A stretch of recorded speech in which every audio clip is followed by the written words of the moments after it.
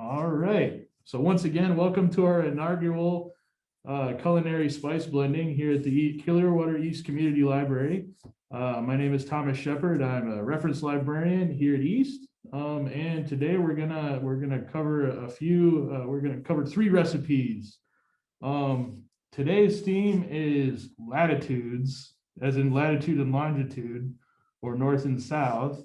So what I'm going to do is I'm going to go ahead and share a presentation with you. So please hold your questions until we finish sharing the screen, and we'll go one at a time. This is our first presentation in this style, so bear with us, and please hold your questions until we get to a Q&A.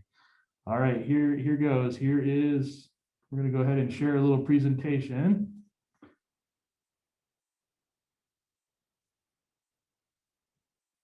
All right, here we go. Everybody can see it. So today's class is latitudes of flavor, as in the latitude and longitude. This is a classic map from probably the 18th century. Notice we have an equator, and then we have north and south running parallel with the equator are lines of latitude. So today's class is all based on spices that can be found in the same latitude. So it's going to be a mix of cultures, a mix of ingredients that might not be found in the same place, but the ingredients can be found in the same latitudes. All the images that we're going to see today are public domain. If you're interested in public domain images, you can find them. Great resources are Wikimedia Commons and Creative Commons.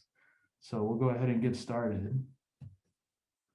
So we're going to start in the north, as in 59 degrees north.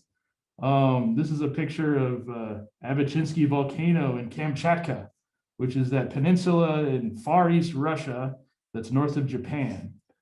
It's very cold and very rugged there.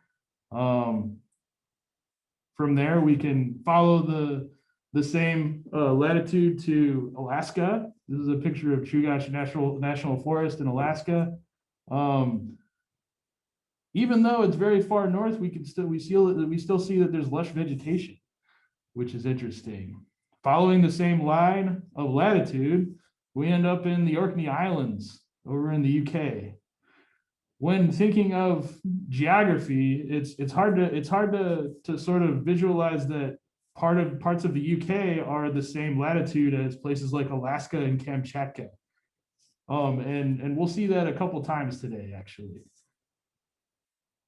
So that brings us to Scandinavia, which is also in the same latitudes, and to our first recipe. Here we see Scandinavia from space. This image is from NASA. So our first recipe today is going to be our Viking mustard spice. Pictured here is a mustard flower.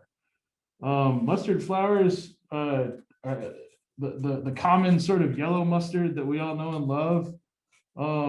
It originated in the foothills of the Himalayas, and it likes cold weather. So in the Viking era, the Scandinavian peoples really enjoyed flavoring things with mustard because it was easy to get and easy to grow. So we'll go ahead and get our first recipe started here. If you all have your red card. So usually in our in-person spice blending classes, we process each ingredient for us.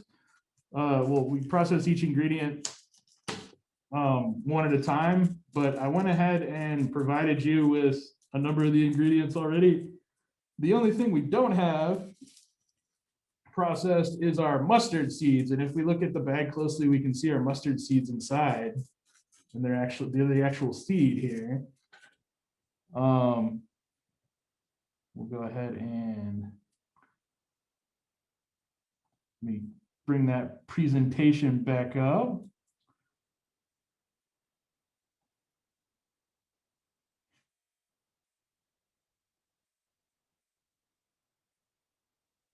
So remember, this is the inaugural culinary spice blending. Alrighty, so once again, here's our mustard flower. And something also to consider in this latitude, 59 degrees north, you've got you got very cold winters, but you also you have short summers, but those short summers are also very hot summers. So I found this image here. It's kind of interesting. Another thing you'll notice as you look at your bag here, the dill is very fragrant, and that is a real cornerstone of the the sort of Scandinavian palate from the Viking era onwards. So I included this image of this quote unquote dill tree. There's a little bit of forced perspective going on. It's probably really not the size of a tree, but it is really big and it's really impressive. And you see that a lot in places like Russia and places like Alaska. When you manage to grow things in the soil is very, very fertile. And the days are so long because you're close to the Arctic Circle during the summer that plants get really huge and they grow really fast. So that's one of the reasons. I mean, the short summers and the cold winters brings another issue, is you have all this gigantic produce by the end of the year. What do you do with it? You have to preserve it. So part of this recipe calls for salt. The Vikings did have salt, obviously. So if we want to go through, let's not get ahead of ourselves. If you want to go through our ingredients, we've got, one more thing on measurements. If you're new to this culinary spice blending class, we go by parts on our recipes, as in 2 parts mustard seed and 1 part garlic powder, onion powder, dill, thyme, and sea salt. That is so we can up or down our ingredients. So if you want to make a huge cauldron of the stuff, you can just change it to your part to be a pint glass full of spice. Or if you want to make a really small recipe, this particular one, I believe our 2 parts mustard seed for this portion was a ½ tablespoon. And then the 1 part was a ¼ tablespoon. So you can take whatever recipe you want and make it big or make it small. So I figured this portion is it's a good size to get started with. We already spoke a little bit about mustard seed. The reason I included garlic and onion powder is because, has anyone ever heard of Russian garlic? Obviously, before we go any further, we'll go ahead and I'm going to go ahead and unmute everybody. And we can, in fact, you know what? There's just 4 of us.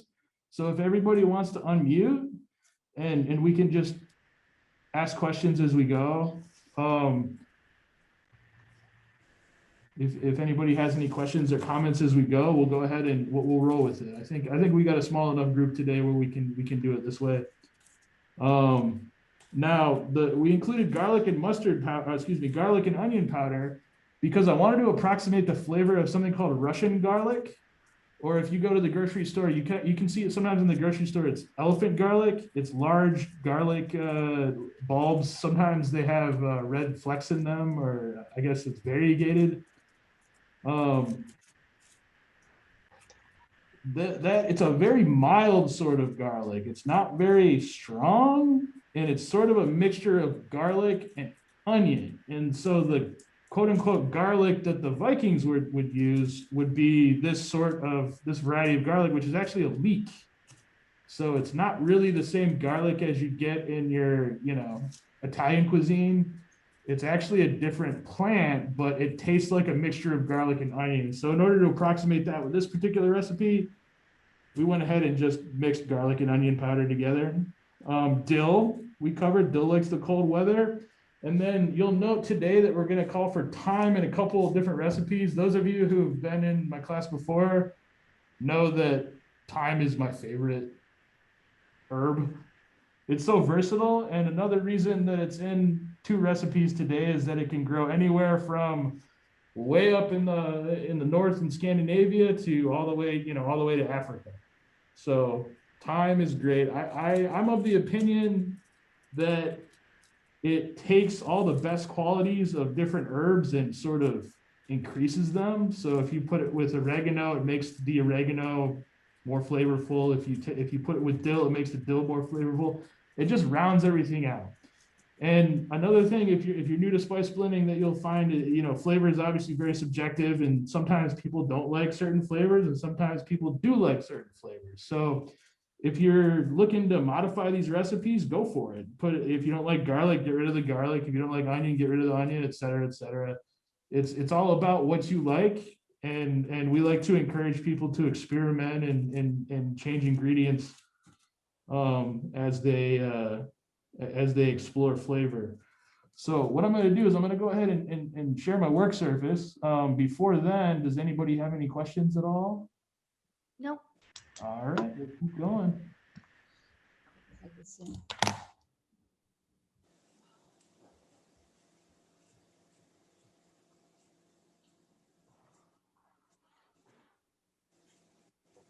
All right, let's talk about processing spices. I brought my mortar and pestle today. We also have, in our in-person class, we also have been known to use spice grinders. We have a magic bullet that we use. Pretty much, if you can't find a sort of sport-specific spice grinder, anything that can process coffee can also process spices. So you can use a coffee grinder, you can use a blender. There's a number of ways to process spices. But today, to keep things simple and straightforward, we'll go ahead and use our mortar and pestle. So we're going to go ahead and I'm just going to dump everything in here. Most of our ingredients are already processed, aside from the dill and the mustard seed.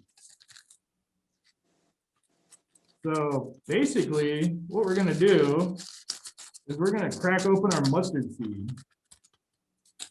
And now, depending on what you like and what you're going to do with it, let's see, can we see? Let's see if we can. I'm going to try to hold everything up so you can see it okay. This thing is a little bit heavy. It's made of granite, a nice sort of non-porous. I mean, all stone is porous, but this is not as porous as other stones you might see. Cleaning mortar and pestle like this, a stone one. A lot of folks will use rice, just white rice, to basically process rice, and that will bring up some of the residues of the other spices. I like to use salt to clean my mortar and pestle. Salt and water, but what you don't want to do is use soap or dish soap or anything with a fragrance to it, other than spices, obviously, because then your spices will end up tasting like Dawn dish soap or whatever else you try to clean your mortar and pestle with. So basically, I'm just gonna. There's really no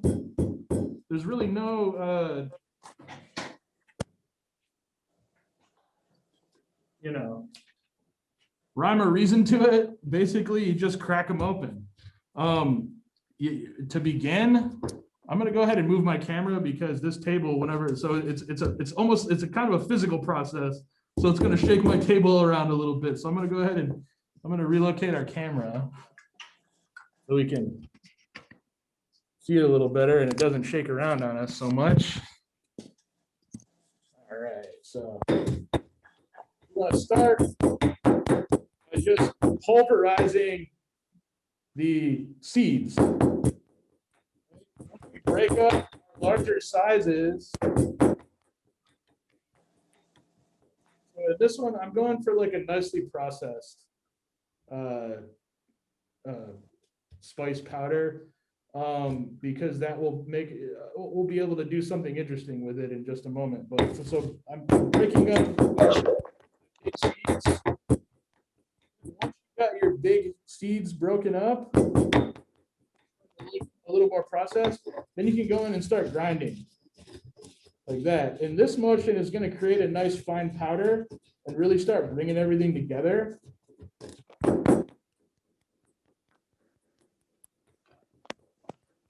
If you, I always go through this whenever we use our mortar and pestle in spice blending. You see, like in the movies or in, on TV, you see people going like this. That's not really how you use a mortar and pestle. You really got to get in there and bust it up. So I'm going to keep going. As we process, everything starts coming together and starts to really smell good.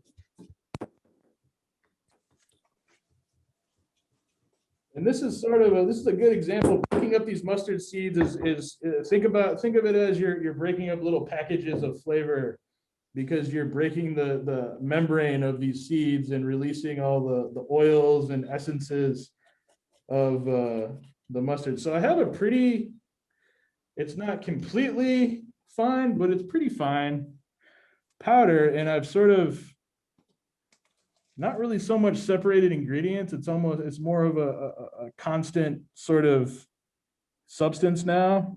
So I'm going to go ahead and put it in our in one of our serving bowls so we can get a closer look at it too. Sorry about the camera stuff, guys. Does anybody have any questions so far? No, not yet. No. All right, I'm gonna go ahead and put some of this in our bowl here, so we can see what we're working with. We've got a nice fine powder now. So there's a few things we can do with it. So this particular recipe I found is really good on popcorn. Popcorn? Popcorn, yeah. If you take this and sprinkle it on popcorn, and you can do like buttered popcorn. If anybody likes dill pickle potato chips, that's a similar kind of flavor profile. Another thing you can do is you can make a salad dressing with it. You can use oil and vinegar equal parts.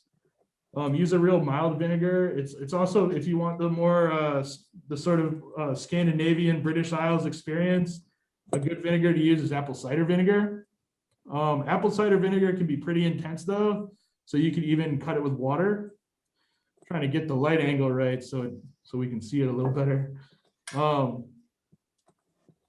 Add this powder to maybe 2 cups of the vinaigrette, and you end up with a pretty excellent salad dressing for your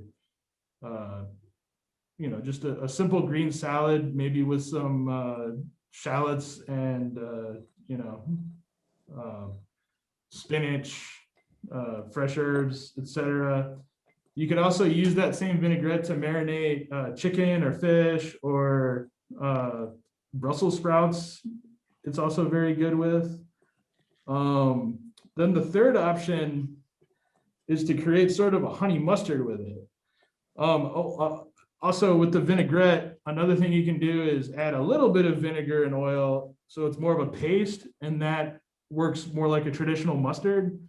Another option is to just mix it with honey and create a paste with honey, and then you'll get sort of a Viking era condiment, and that's really good. It just gets some really rustic bread and have yourself a Viking moment. Is everybody processing the spices as we go? What do we think about the aromas and flavors that are coming out here? I'm using the mortar and pestle now, and it smells really good. Pretty intense, huh? Like once you start breaking open the mustard and give it a little taste. If you like it more spicy, if you like a little more spice and a little more pep, I would say add some ground horseradish. Or if you really want to have an interesting experience, get some prepared or fresh horseradish and blend it together. You can even use your mortar and pestle for that with the fresh ingredients. If you're going to recreate this recipe, it's okay to use fresh garlic and fresh onion too. The mortar and pestle will process it all. But for our purposes, we're doing all dry. What kind of onion would you recommend? What's that? What kind of onion would you recommend? Me personally, my favorite onion, and it's not really an onion, is the shallot. I Okay, really shallot. like shallots. Yeah.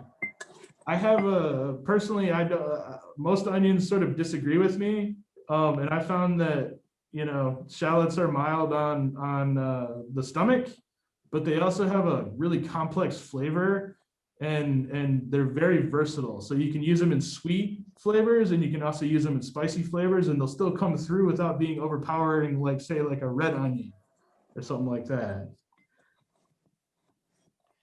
All right, so let's what's everybody gonna do with their Viking mustard?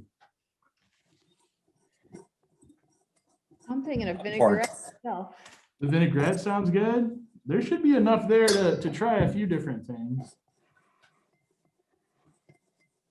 I So, think popcorn to start. That sounds the best, so.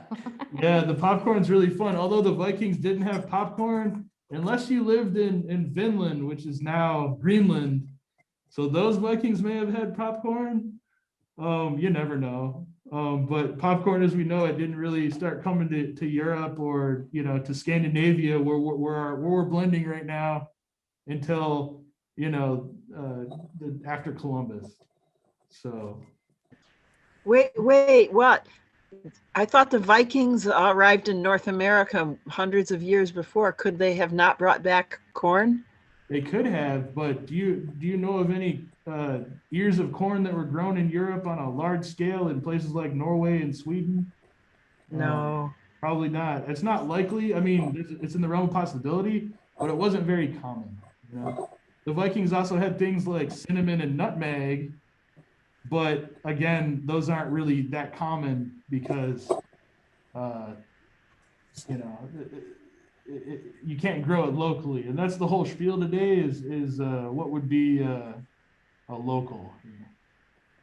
So we'll go ahead and move on to the next one. Does anybody have any questions about this recipe? No. All right, well, let's move on to the next one.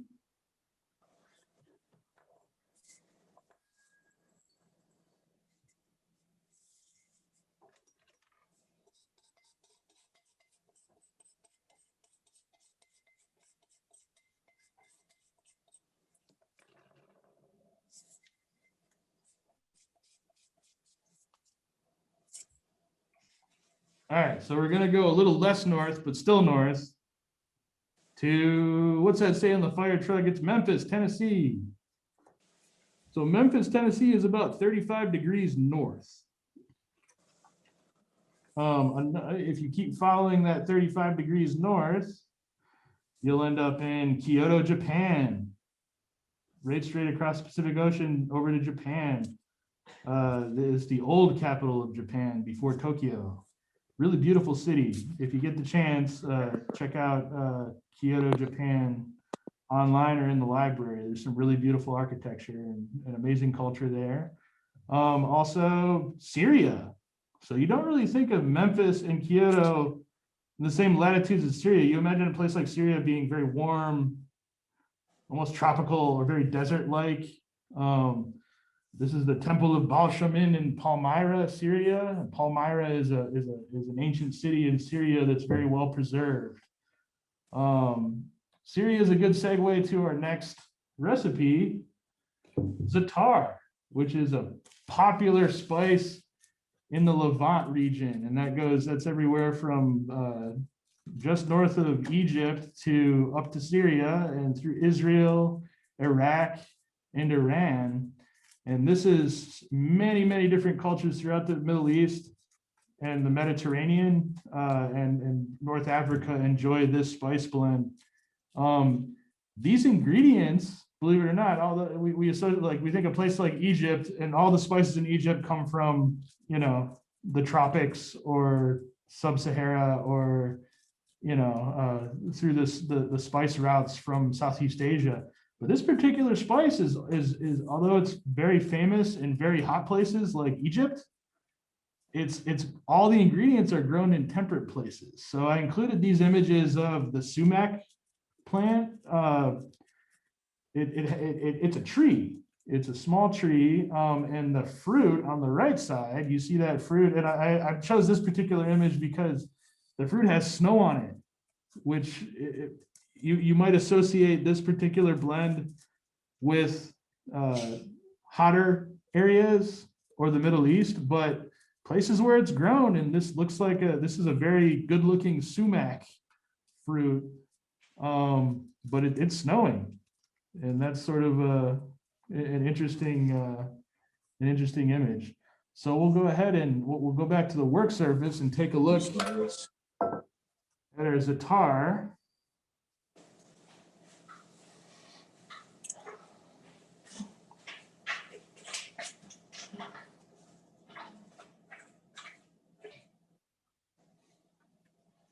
So this one, you'll notice that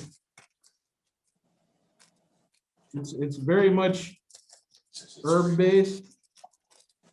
So it's herbs and fruit plus a little salt, basically.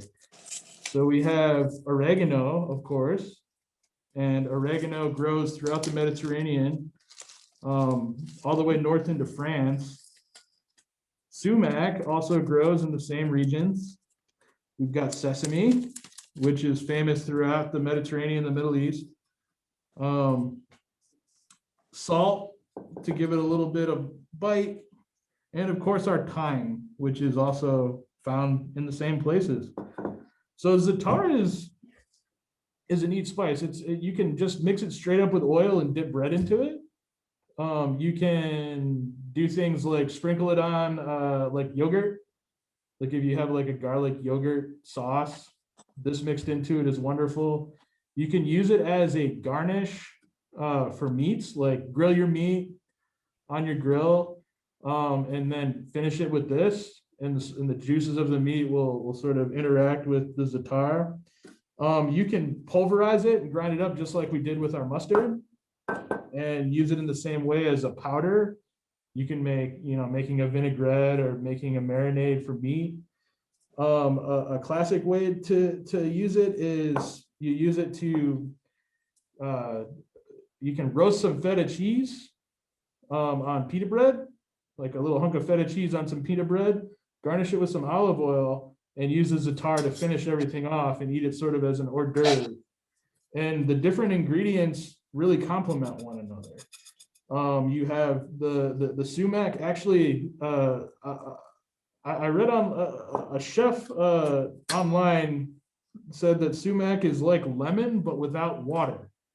So if you ever have sumac at home, if you ever end up with sumac, you can find it in most well-stocked spice shops.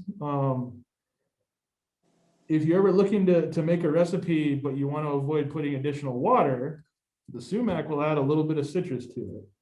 Another thing about za'atar is that when you cook it or when you roast it, the flavors will change substantially. So it's good both ways in my opinion, but you got to be very careful because the sumac, it being a ground, fruit basically, and the sesame seeds they'll burn easily, and the sesame will get a really intense flavor if you end up roasting it. So what we're gonna do with our za'atar, I think we're just gonna leave it as is. But when you're getting a close look at it, note the redness of the sumac. It has a wonderful red color. So we'll go ahead and I'm gonna go ahead and do my best to clean out our mortar. Go ahead. I'm gonna take it aside for a moment and clean. How's everybody doing so far? Anybody have any questions? No, it's all good. All right. So we cleared everything out a little bit. Normally we clean it a little deeper, but what I want to do when I process the za'atar is I want to show everyone how wonderfully red it becomes when you start processing it. It's almost like a food coloring. But we're also gonna, the thing about za'atar though, our sesame seeds, when we process it, we're gonna end up producing a little oil.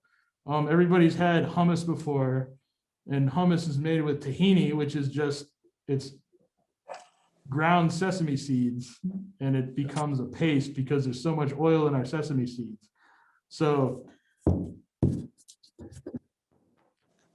give it a quick once over. Oh man, it smells great when you start processing it. Sorry for the camera shaking around. All right, and it really doesn't need much at all, but you notice two things when you process the za'atar.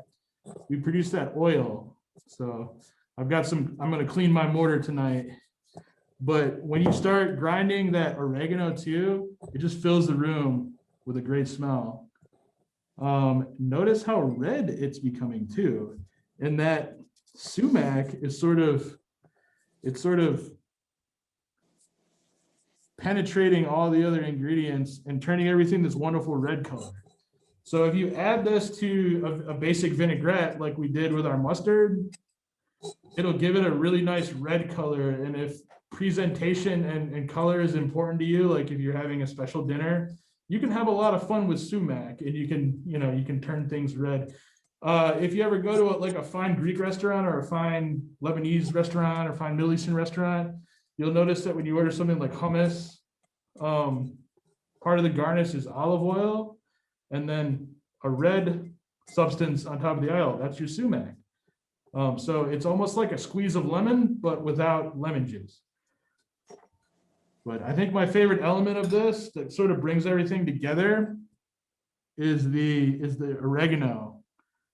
Really, really has some punch to it, and it's probably my favorite element of this.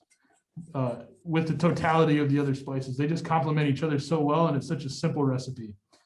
So I'm going to go ahead and we'll go ahead and go back to our main screen here.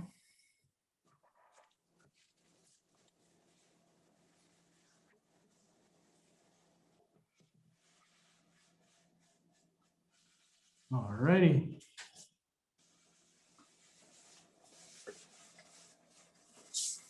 Does anybody have any questions about our za'atar? No. Anybody have any good ideas for what to do with it? I'm definitely going to do the feta on pita bread. Oh yeah, that sounds really good. You can also do a really simple pasta is delicious. If you ever make homemade pasta noodles at home, that you can get close to the sort of early pastas that they had in the Mediterranean area. So basically like a nice hearty homemade pasta. Cook it, let your pasta water get nice and starchy. Toss it with some olive oil and some Romano cheese or even some feta cheese, and then use this in olive oil as a garnish. And it's along maybe some green olives or black olives. It's a really good simple pasta that you can do at home. All right, let's keep going here.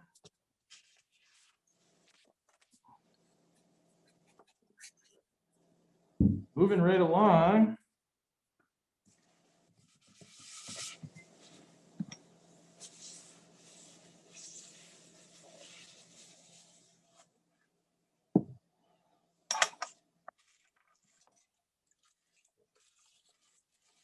What would you consider a very good olive oil?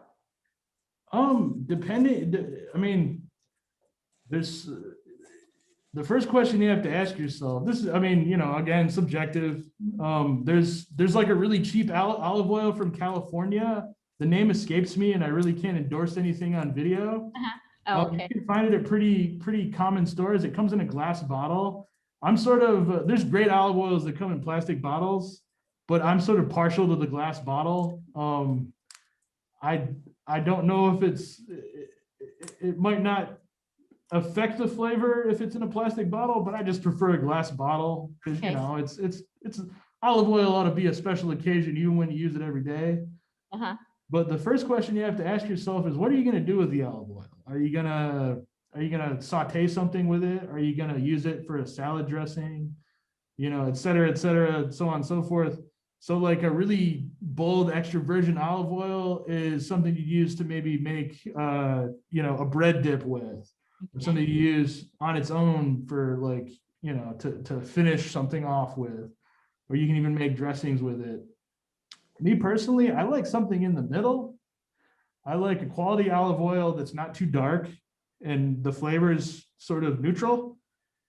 And so I can use it. I don't feel bad if I use it to grill something. Mhm. But I also can feel good about like making a vinaigrette with it or using it to make a bread dip. Okay. So So- otherwise, I think a good way to find a good olive oil is to try many different types of olive oil. Also, if you can, if it says on the bottle it's from one place, that's also a good sign.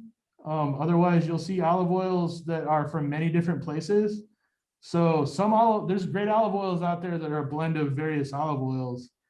But it's likely that if your olive oil is sourced from multiple different countries and regions and blended, there might be non-olive oil in there too.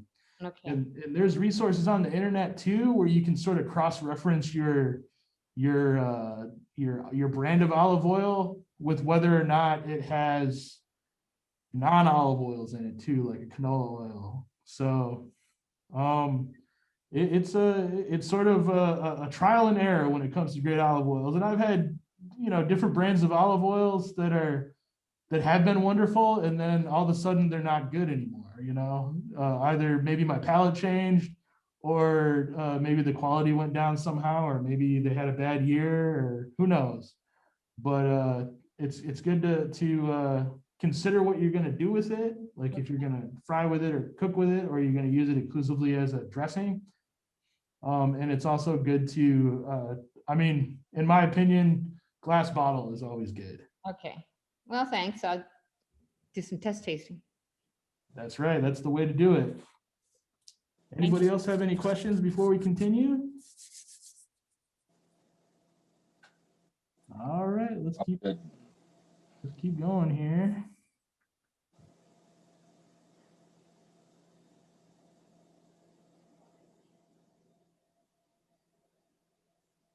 All right, so moving on from our za'atar, we're gonna head south, but in these latitudes, we are still in the north. Because it doesn't really have, it has more to do with how close you are to the equator as opposed to, how far north or south you are. Because if you went to 59 degrees south, you'd probably be in the middle of the ocean somewhere. And it would be really cold, just like 59 degrees north. So here at 18 degrees north, it's nice and hot, just like 18 degrees south. We're close to the equator, we're close to the sun. And a place that can be found near 18 degrees north is Hanoi, Vietnam. This is just an interesting image of an ancient Vietnamese tomb that was reconstructed at one of the museums they have in Hanoi. It has kind of a unique character to it. I just like the image and needed something to represent Vietnam. So if we're going along 18 degrees north, we got the Philippines. This is a wonderful market in the Philippines.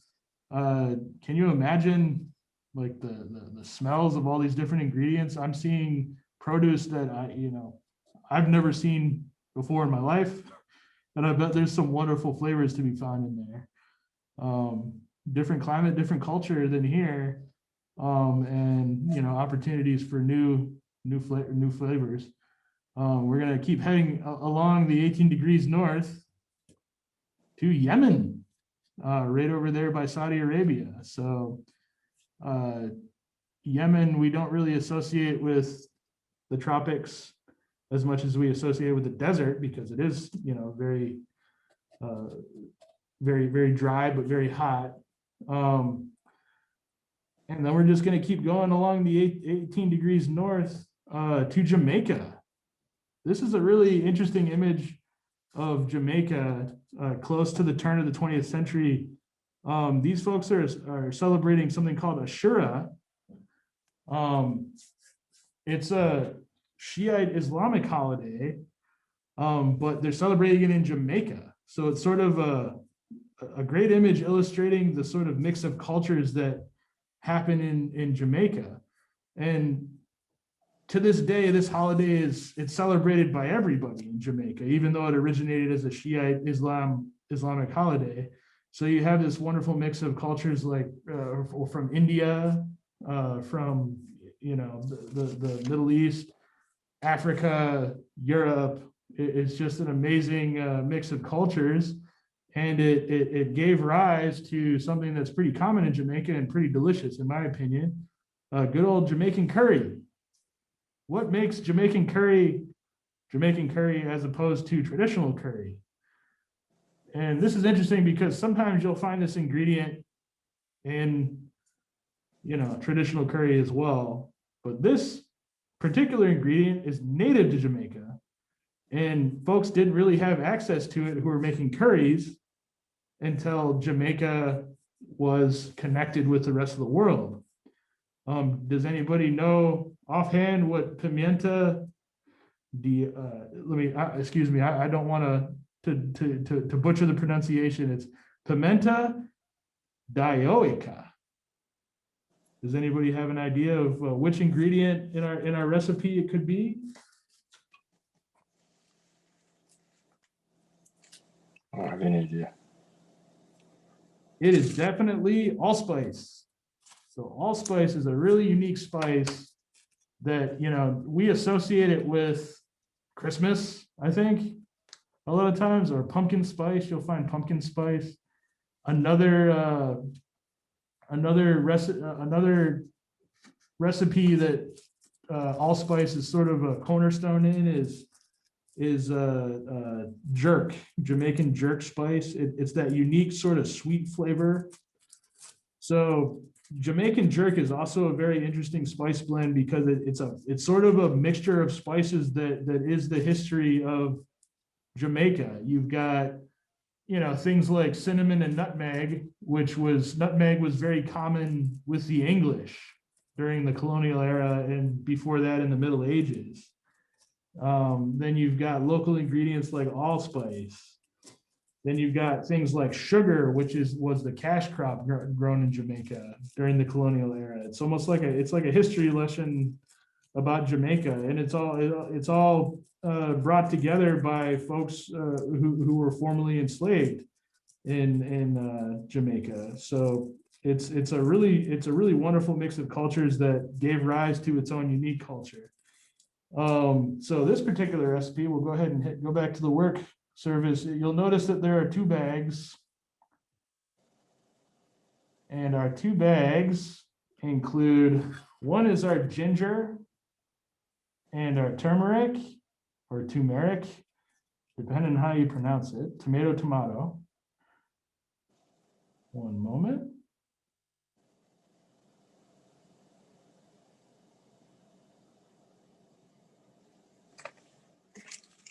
All right, so we've got ginger and turmeric. It's already ground, so you can use a little more of it fresh. You can use, if you like ginger more, you can go all ginger. The turmeric is really, it gives it its color, and it really makes curry. So I would keep the turmeric if I had to keep one of them. But the reason we went ahead and separated them out for us is this is already processed, and there's no reason to put it in our mortar because it's already processed. In addition to it already being processed, I don't know if anybody else has worked with turmeric before, but it likes to stain everything. So if I was to put this turmeric in here into my mortar, it would be a real fight to get it cleaned up. So we're going to go ahead and leave it on its own for right now. And if we want to get the character of what's going on in the bag, we can go ahead and open it up. It's got a real mild smell. So what we're going to do, this is a great opportunity to process whole spices for us. Let's take a look at our bag. So what we're seeing in here, the big round seeds, they're actually berries from our pimenta tree, our allspice tree. And those allspice trees, that plant that I just showed you, those can get as tall as like an oak tree. So they're pretty amazing. The scale of allspice trees, it's almost like if anybody's seen a pecan tree, think pecan tree with a bright white trunk. The trunk almost looks like driftwood. These are actually the dried berries of this allspice tree. And some of the best Jamaican jerk that you can get, like if you go to Jamaica and if you really want the best jerk, and personally, I've never been to Jamaica, I've only read tales of this, but it's smoked with that same wood from the allspice tree. The wood will actually give it that allspice flavor as well. So if you're a food nerd like myself, you can actually get allspice wood online. And you can order it. It's a little more pricey than say your hickory, but it's fun. It might be a fun experience, and basically you can get the same effect by throwing some dried allspice berries in your smoker box if you like to smoke at home. So cumin, our cumin seeds, cumin is a big flavor in things like taco seasoning. Sometimes people will put them inside of a sausage. But these elongated seeds are in there too. That's our cumin. That's been popular throughout the world for a long time, from Rome to Africa, ancient Rome to ancient Africa. Everybody enjoyed cumin. It's really easy to grow. We've covered our ground ginger and our turmeric. We also have black pepper in here. Black pepper we included, not only does our recipe, our Jamaican curry recipe call for it, but it's also grown in the same latitudes as the rest of these ingredients. And then as far as pepper, the best pepper to use in this particular recipe would be Scotch bonnet. That would be the most traditional pepper. Unfortunately, I couldn't get a hold of any dried Scotch bonnet. So I went with red pepper, because just crushed red pepper like you'd see at a pizza parlor. That can also grow in these climates very easily, but it's sort of a nice stand-in for Scotch bonnet. If you like a little more heat, go ahead and add cayenne pepper to it. You can even add fresh peppers to it too.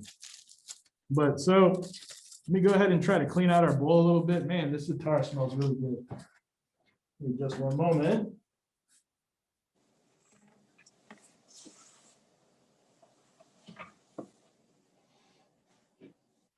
All right, we'll get going on here. So these ones, we also have a single clove. The reason we have a single clove is, all of our ingredients equal about a tablespoon total because of the way they're shaped. When I was dispersing them, I think our 2 parts was a half tablespoon and the 1 part was a quarter. Because of the way these various ingredients are shaped, when you sort of compress them together, they get a little smaller, and they're going to get even smaller as we process them. But cloves are a very intense flavor, so we only included 1. If you like your cloves, you can always add more, but we really don't want it to overpower your other ingredients. And the neat thing about allspice, and perhaps it's one of the reasons that they call it allspice, is there is a clove element to allspice. Allspice is a very complex flavor, so you could even omit the clove, and it would be as flavorful, but you could probably get away with it omitting the clove. But clove being such a strong spice, we're only using 1 here. So we'll go ahead and we're just going to dump everything in and get down and process.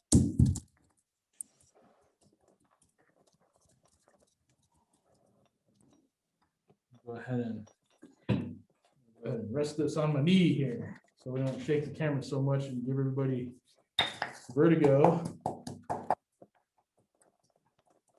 So I think the first one I'm noticing is our cumin, and the cumin kind of says hello, because cumin is very distinctive, and I think the cumin is the first one I'm sort of tracking. Then the other spices sort of are guided in by the cumin. I'm getting some of that red pepper too.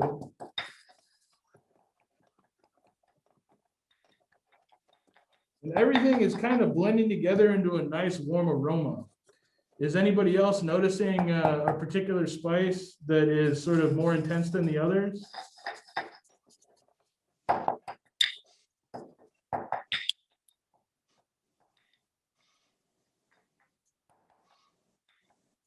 All right. So I've got kind of a fine powder now.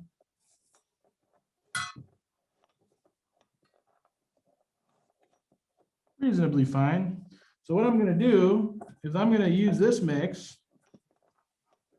We're going to go ahead and use the separate processed spices. Keep them separated for a second, because if you're ready to cook right here, you can take this without your ginger and your turmeric, and go ahead and toast these in a nice pan, like toast it in a pan, just a dry skillet. Some people like to add a little oil, but your oil will you got to be careful. You don't want to burn your oil. But that will really start releasing some of the aromas of these. No need to add your turmeric and ginger quite yet, because that could burn. So you can toast these and get some really great flavors going. Then mix everything together. You can also toast the whole spices as well. But me personally, I like to toast them after I grind them. Because if I'm toasting my spices, I mean business, All right, we just added our turmeric and ginger. And notice how intense the turmeric is next to the other spices. I'm gonna go ahead and mix it up a little bit. You can use a fork for this, or I have little whisks. If you've been to any of the live classes, which I hope things work out that we can do them again soon. Everybody gets their own bowl and whisk. We have a little fun. But notice how that little bit of turmeric, when everything's put together, is, now everything is the color of the turmeric. So on what to do with your curry powder when you're done, basically just use it as curry powder. Notice how it doesn't have any salt. In a lot of curry recipes, you would use a different salt source, like like sort of a Southeast Asian curry might call for some fish sauce, and that would be your salt source. Others might call for straight up salt, and that could be your salt source. So try your Jamaican curry in a simple sort of coconut curry recipe, and where it calls for curry powder, go ahead and substitute this, and you'll end up with a wonderful sort of unique curry flavor. And it's very, very nicely complemented by cilantro, like a fresh cilantro is really great. Another thing you can do is make just rice, flavor your rice with it. I would cook make a nice pot of rice with some stock or like a salty broth instead of water, and then mix your curry powder in there and just kind of let it be flavored by the curry powder, and it makes a really unique side dish with beans, or you could even do like tofu. You could make a cucumber sort of chutney or like a zucchini chutney on the side. There's a whole lot of great things you can do with it. Does anybody have any ideas? I'm gonna do curry chicken. Oh yeah. So I mean, you could find a great curry recipe. We've got so many cookbooks here at the library, and it'll call for curry powder, and that's what we have here. So there's no salt in it yet. So this isn't something you want to just eat on its own. So be sure when you're ready to eat it, you have a salt source. You could even use it for, there's a wonderful curry recipe that they do in South Africa that this would be great for. It's called balti butter chicken. Balti butter chicken will call for curry powder. So use this in place and you'll have sort of a South African Jamaican balti butter chicken, which would be really good. Anybody, let's open everybody up for questions here.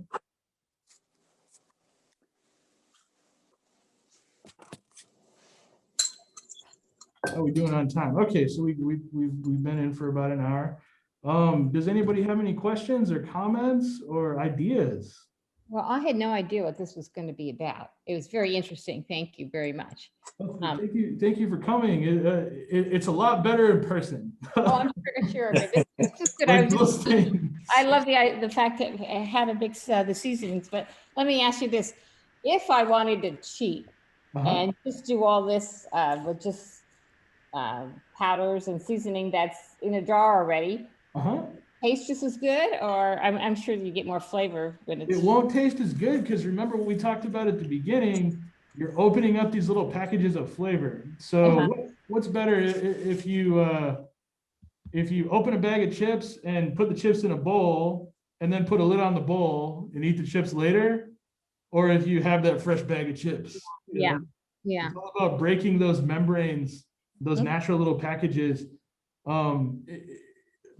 Like any other biological thing, the enemy of freshness for spices is, hot, cold, moisture, and dryness.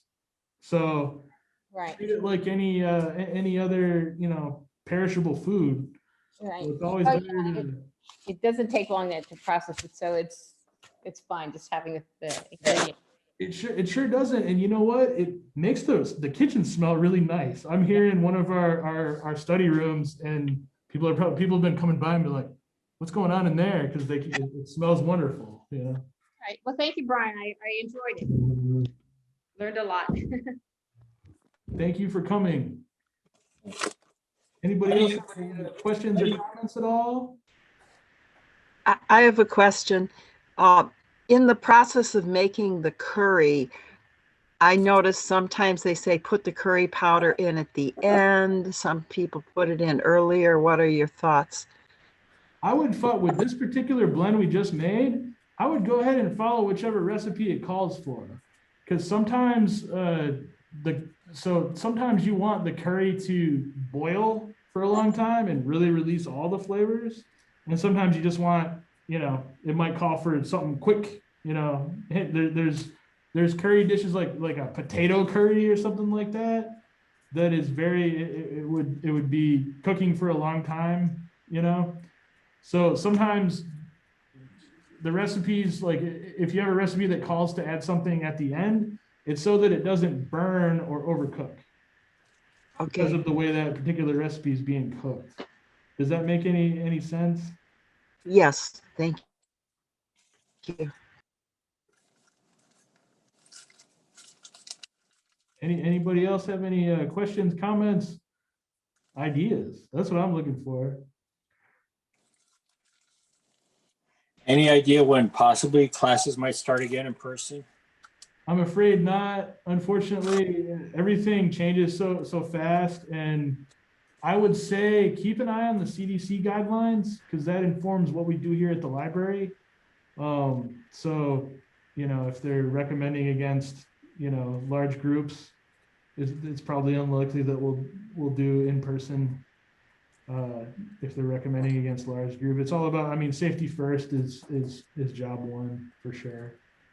But and then since this is the inaugural spice blending on Zoom, I'd like to know how it went for everybody. Did we enjoy working in this way, or do you have any feedback for me? How can I make it better for you all? Audio is cutting out. I don't know if The audio is cutting out a little bit. Okay, so we'll try to address that. And if you're ever in one of our Zoom courses, and was the question how do we like the class?